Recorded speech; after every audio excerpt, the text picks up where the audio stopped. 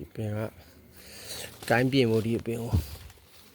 အောက်လက်တွေကအကုန်လုံးအားကောင်းပြီးတော့ထောင်တက်ပင်ကတော့သူ့ဟာနဲ့သူတော့ဝိုင်းနေတော့အောက်လက်တွေတအားမြန်ပြီးတော့ကောင်းနေထောင်တက်အဲကောင်ဖြတ်